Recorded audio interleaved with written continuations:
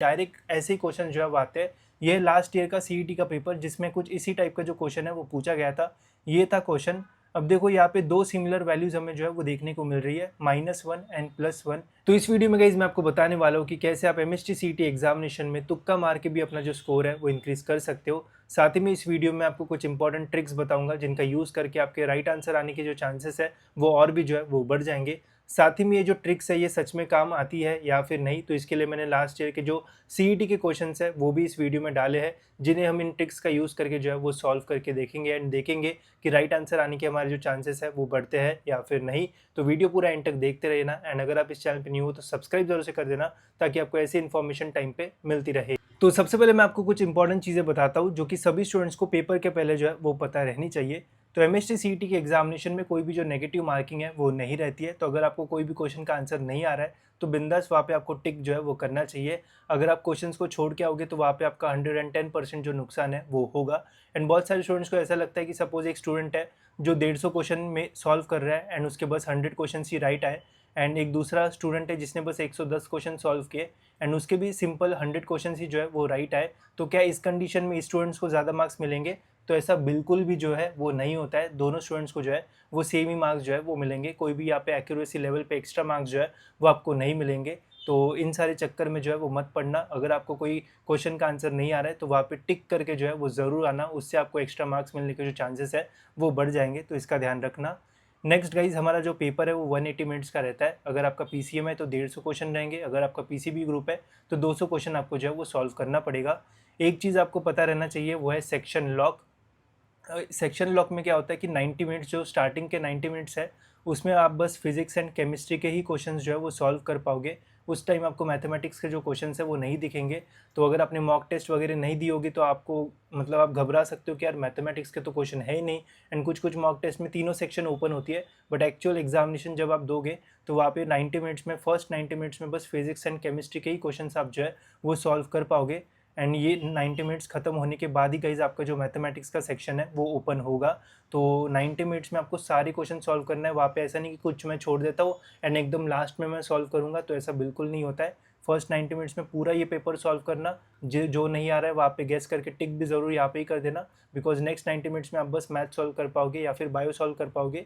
ये फिर से आप जो है वो क्वेश्चंस नहीं देख पाओगे, ठीक है। तो इसका जो है वो ध्यान रखना। एंड इस टाइप के मार्क्स अगर आप दोगे तो आपकी बेटर तरीके से जो प्रैक्टिस है वो होगी, ठीक है।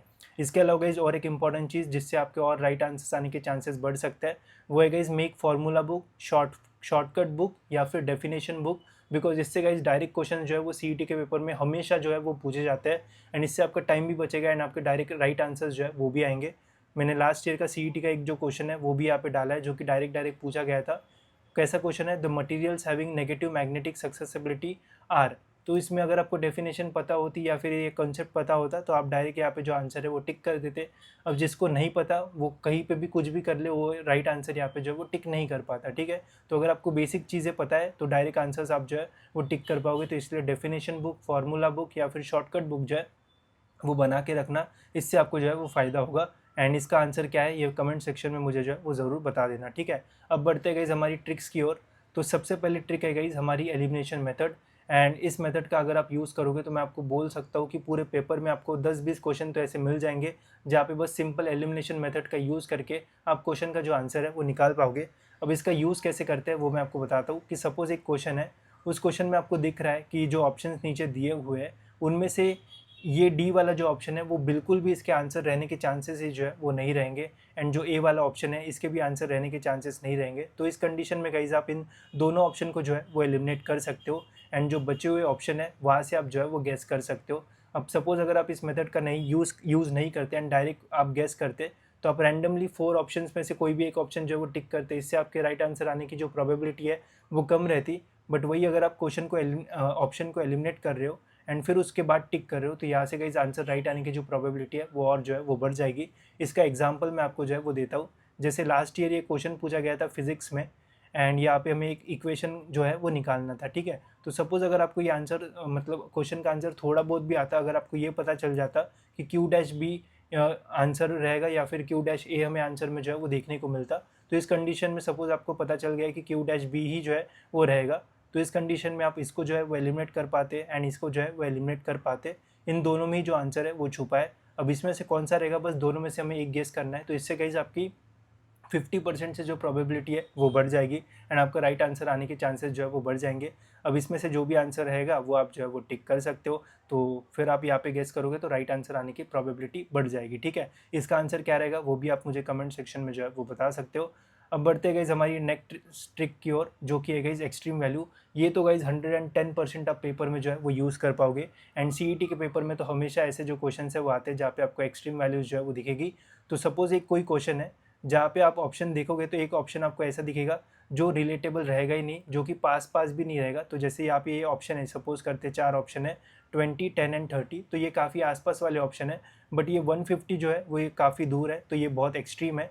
तो इस कंडीशन में इस एक्सट्रीम वैल्यूज़ को आप जो है वो कट कर देना, ये आंसर रहने की प्रोबेबिलिटी जो है वो बहुत कम रहती है एंड इन तीनों में ही गाइस आंसर रहने की मैक्सिमम प्रोबेबिलिटी जो है वो रहेगी। तो ऐसे अगर आप टिक करोगे तो यहाँ से आपका राइट आंसर आने के जो चांसेस है वो बढ़ जाएंगे। लास्ट ईयर के पेपर में ऐसे काफ़ी सारे जो क्वेश्चन है वो आए थे जहाँ पे एक्सट्रीम वैल्यू का कंसेप्ट लगा कि आप डायरेक्ट क्वेश्चन को जो है ऑप्शंस को जो है वो एलिमिनेट कर पाते।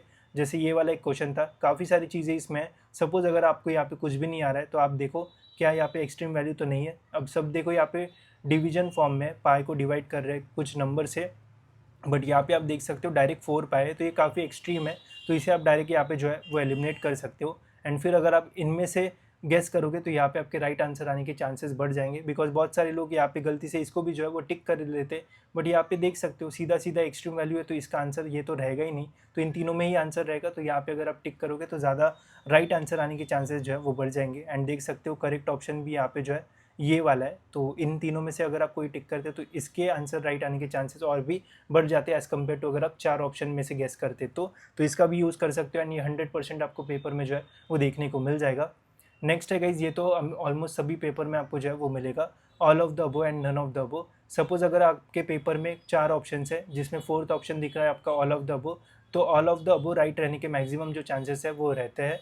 एंड वही अगर आपके 4 ऑप्शन है जिसमें 4th ऑप्शन आपको नन ऑफ द अबो देखने को मिल रहा है, तो नन ऑफ द अबो रहने के चांसेस जो है वो सबसे कम रहते हैं। तो ऑल ऑफ द अबो दिखता है तो इस पर टिक कर सकते हो and none of the above दिखता है तो आप इसको एलिमिनेट करके जो बचे हुए 3 ऑप्शन है उसमें से अगर आप आंसर टिक करोगे तो वहाँ से आपके राइट आंसर आने के जो चांसेस है वो बढ़ जाएंगे। तो ये थी हमारी ट्रिक नंबर 3 एंड जो ट्रिक नंबर 4 है गाइस ये सबसे ज़्यादा इंपॉर्टेंट है, बिकॉज सीईटी के पेपर में ऐसे डायरेक्ट क्वेश्चन आते हैं जहाँ पे डायरेक्ट ट्रिक लगा के आप आंसर जो है वो निकाल सकते हो। तो वीडियो में आगे बढ़ने से पहले गाइस अगर आपने अभी तक हमारे MHT CET के मॉक टेस्ट में एनरोल नहीं किया है गाइस तो ज़रूर आप इसमें जो है वो एनरोल कर सकते हो। इसमें गाइस आपको एक्चुअल एग्जामिनेशन का जो फील है वो मिलेगा ही, साथ ही में जो क्वेश्चंस है वो भी आपको सीईटी लेवल के जो है वो मिलेंगे। साथ ही में गाइस आप यहाँ पे टाइम मैनेजमेंट करना भी जो है वो सीख पाओगे एंड जैसे एक्चुअल एग्जामिनेशन में पहले 90 मिनट्स में आप बस फिजिक्स केमिस्ट्री सॉल्व कर पाते हो एंड फिर 90 मिनट्स में आप नेक्स्ट सेक्शन सॉल्व कर पाते हो, तो वो सेम इंटरफेस आपको इन मॉक टेस्ट में जो है वो मिलेगा। एंड जब भी गाइज इन टेस्ट को आप सबमिट करोगे तो यहाँ पे गाइज आपको डिटेल में पूरे सॉल्यूशन जो है वो मिलेंगे। हर क्वेश्चन को कैसे आपको सॉल्व करना चाहिए था उसका सॉल्यूशन यहाँ पे आपको आंसर की के फॉर्मेट में जो है वो मिल जाएगा। इसके अलावा गाइज जब भी आप टेस्ट सबमिट करोगे तो आपको डिटेल में पूरा जो समरी है वो मिलेगा कि कौन से सेक्शन में आपने कितने राइट क्वेश्चन सॉल्व किए, क्या आपका एक्यूरेसी लेवल था। इसके अलावा अगर आपने तुक्के मारे तो आपका एक्यूरेसी लेवल कम तो नहीं हुआ, ये सब कुछ आप यहाँ पे जो है वो देख पाओगे। एंड एक ही टेस्ट गाइज आप यहाँ पे जो है वो मल्टीपल टाइम्स जो है वो दे पाओगे। तो अगर आपको पहली टेस्ट सीरियस में देना है एंड फिर बस तुक्के मार के या फिर एलिमिनेशन मेथड वगैरह यूज़ करके देना है तो वो भी आप यहाँ पे जो है वो मल्टीपल टाइम्स जो है वो कर पाओगे। यहाँ पे गाइज आपको PCM एंड PCB ग्रुप दोनों के जो मॉक टेस्ट है वो मिल जाएगी, तो जो भी ग्रुप में आपने एनरोल किया है उस मॉक टेस्ट के लिए आप जो है वो एनरोल कर सकते हो। साथ ही में मॉक टेस्ट के अलावा गाइज यहाँ पे आपको सेक्शन वाइज टेस्ट भी मिल जाएगी एंड जो लास्ट ईयर के पेपर्स है वो भी यहाँ पे आपको मिलेंगे, जिससे आपको पता चलेगा कि लास्ट ईयर किस टाइप के जो क्वेश्चंस है वो पूछे गए थे। तो इसकी लिंक आपको डिस्क्रिप्शन में मिल जाएगी, वहाँ से आप इसमें जो है वो एनरोल कर सकते हो। तो चलिए देखते हैं कि कौन सी ये ट्रिक है। तो ये है ट्रिक नंबर 4, सिमिलर वैल्यूज़। अब इसमें क्या होता है कि जो भी आपका क्वेश्चन रहेगा, क्वेश्चन के ऑप्शन में आपको 2 ऑप्शन ऐसे मिलेंगे जो कि काफ़ी सिमिलर रहेंगे। हो सकता है कि यहाँ पे प्लस माइनस का जो डिफरेंस है वो रहे, या फिर बहुत ही सिमिलर से जो ऑप्शंस है वो यहाँ पे आपको जो है वो देखने को मिलेंगे। तो इस कंडीशन में इन दोनों ऑप्शंस में ही आंसर रहने के मैक्सिमम जो चांसेस है वो रहेंगे। बाकी दोनों ऑप्शंस आप जो है वो एलिमिनेट कर सकते हो एंड फिर गेस करोगे तो राइट आंसर आने के चांसेस जो है वो बहुत ज़्यादा बढ़ जाते हैं। अगर आपको लगता होगा कि क्या मजाक कर रहा है भाई, डायरेक्ट ऐसे ही क्वेश्चन जो है वो आते हैं। ये लास्ट ईयर का CET का पेपर जिसमें कुछ इसी टाइप का जो क्वेश्चन है वो पूछा गया था, ये था क्वेश्चन। अब देखो यहाँ पे 2 सिमिलर वैल्यूज़ हमें जो है वो देखने को मिल रही है, -1 एंड +1, एंड ये एक्चुअल CET का ही पेपर है। अब देखो जो आंसर है इन दोनों के बीच में ही है, अगर आप इसे सॉल्व करोगे तो आपको आंसर दिख जाएगा कि एक तो -1 रहेगा या फिर +1 रहेगा। तो यहाँ पे आप क्या कर सकते हो, ये दोनों ऑप्शन एलिमिनेट कर दो एंड इन दोनों में से अगर आप गेस करोगे तो 50% राइट आंसर आने के जो चांसेस है वो आपके रहेंगे एज़ कम्पेयर टू 25%। तो देख सकते हो यहाँ पे जो करेक्ट आंसर है वो भी है +1। तो देखो इन दोनों में ही आंसर था। तो ऐसे डायरेक्ट क्वेश्चन जो है वो आते हैं एंड मैक्सिमम चांसेस रहेंगे कि मैथमेटिक्स या फिर फिजिक्स में ऐसे क्वेश्चन आपको जो है वो मिले जहाँ पे आप इस ट्रिक का यूज़ करके डायरेक्ट आंसर जो है वो निकाल पाओगे। तो इसका ज़रूर जो है वो यूज़ करना। अब है गाइस सबसे इम्पॉर्टेंट चीज़ जो कि आप सभी स्टूडेंट्स को जो है वो फॉलो करना चाहिए। जब भी गाइस ये सारी मेथड्स यूज़ करने के बाद आपको एकदम रैंडमली गेस करना है। मतलब सपोज़ करते कि आपने फिजिक्स का पेपर सॉल्व किया जिसमें 50 क्वेश्चंस थे। अब 50 में से आपने 30 क्वेश्चन सॉल्व कर लिए। कुछ आपको पता था कि इसका राइट आंसर ये था, बाकी जगह आपने एलिमिनेशन मेथड, सिमिलर वैल्यूज़ ये सब कुछ अप्लाई करके आपने 30 क्वेश्चन सॉल्व कर लिए। बट 20 क्वेश्चंस ऐसे हैं जिनका आपको कुछ भी आता पता ही नहीं है, ठीक है, मतलब आता ही नहीं है। वहाँ पे हमें जय माता दी करके ही टिक करना है। तो उस कंडीशन में गाइस बहुत सारे जो खतरनाक प्लेयर है वो क्या करते हैं कि पहले 5 ऑप्शन जो है वो ए टिक करते हैं, दूसरे 5 ऑप्शन फिर जो है वो बी टिक करते हैं, फिर नेक्स्ट 5 ऑप्शन सी करते हैं एंड नेक्स्ट 5 ऑप्शन जो है वो डी करते हैं। अगर आप ऐसे करोगे गाइस तो यहाँ पे आपके राइट आंसर आने के जो चांसेस है वो काफ़ी कम रहेंगे। तो इस कंडीशन में जो बचे हुए 20 क्वेश्चन है ट्राई करना कि वहाँ पे कोई भी एक ही ऑप्शन जो है वो टिक करना। तो इससे गाइस आपके राइट आंसर रहने के जो चांसेस है वो ज़्यादा रहेंगे। बिकॉज सीईटी सेल हमेशा ट्राई करता है कि जो जितने भी पूरा पेपर है उसमें सभी क्वेश्चंस के जो सभी ऑप्शंस है वो राइट रहने के जो प्रोबेबिलिटी है वो सेम रहे। जैसे 100 क्वेश्चंस है तो वहाँ पे 25 ए रहेंगे, 25 बी रहेंगे, 25 सी रहेंगे, 25 डी रहेंगे। ऐसे ट्राई करते पेपर बनाने की, थोड़ा ऊपर नीचे हो सकता है बट तब भी अगर आप एक ही ऑप्शन टिक करोगे तो यहाँ पे राइट आंसर रहने के मैक्सिमम चांस रहेंगे एज़ कम्पेयर टू अगर आप डिफरेंट 5 ऑप्शन टिक करते हो तो वहाँ पे रॉन्ग आंसर रहने के ज़्यादा चांसेस जो है वो हो सकते हैं। तो ये ज़रूर जो है वो ध्यान में रखना। कोई भी रैंडम गैस मत करना, कोई भी एक ही ऑप्शन गैस करना जो आपको लगता है कि इसके राइट आंसर रहने के चांसेस ज़्यादा है। या फिर अगर आपको लगता भी है कि यार राइट नहीं भी रहेगा तब भी एक ही ऑप्शन टिक करो तो उससे ज़्यादा राइट आंसर आपके जो है वो निकलने के चांसेस रहेंगे एज़ कम्पेयर टू ये। इसमें हो सकता है कि आपके सारे मतलब पहले 5 ऑप्शन में हो सकता है बी सी डी में ऑप्शन रहे एंड आप पूरे ए कर लो तो 0 मार्क्स, अगले में भी ऐसा हो सकता है तो इससे 0 मार्क्स मिलने के चांसेस ज़्यादा रहेंगे। तो कोई भी एक ही टिक ऑप्शन आप करोगे तो ज़्यादा बेटर जो है वो रह सकता है। उसमें भी अगर आप ए बी एंड सी के अंदर कोई भी एक ऑप्शन को मार्क करके टिक करते हो तो वहाँ पे भी आपको बेटर मार्क्स जो है वो मिल सकते हैं। तो इसका जो है वो ध्यान रखना। अब गाइस कुछ सिचुएशन हम जो है वो देखते हैं जिसमें आपको कितने मार्क्स एक्स्ट्रा मिल सकते हैं इन टेक्निक्स का यूज़ करके देखते हैं। तो सपोज़ अगर आप फिजिक्स में 50 में से 20 क्वेश्चन राइट निकाल लेते हो, केमिस्ट्री में भी सेम एंड मैथ्स में भी सेम, तो ये बहुत ही बेसिक है। मैक्सिमम स्टूडेंट्स इतने तो राइट आंसर जो है वो निकाल लेते हैं। एंड जो बचे हुए 30 क्वेश्चन है गाइज वहाँ पे अगर आप ये एलिमिनेशन मेथड या फिर सिमिलर वैल्यूज़ ऐसे टेक्निक्स का यूज़ करते हो तो आपके 30 में से 10 क्वेश्चन राइट आंसर निकलने के जो है वो चांसेस यहाँ पे जो है वो रह सकते हैं। एज़ कम्पेयर टू अगर आप रैंडम गेस करोगे तो 7 या फिर 8 ही आंसर आपके राइट जो है वो रहेंगे या फिर उससे भी कम। बट वही अगर आप इन ट्रिक्स का यूज़ करोगे तो आपके मिनिमम 30 में से 10 क्वेश्चन जो है वो तो राइट आ ही सकते हैं। एंड अगर आप और बेटर तरीके से यूज़ करते हो तो और भी ज़्यादा मार्क्स आपको जो है वो मिल सकते हैं।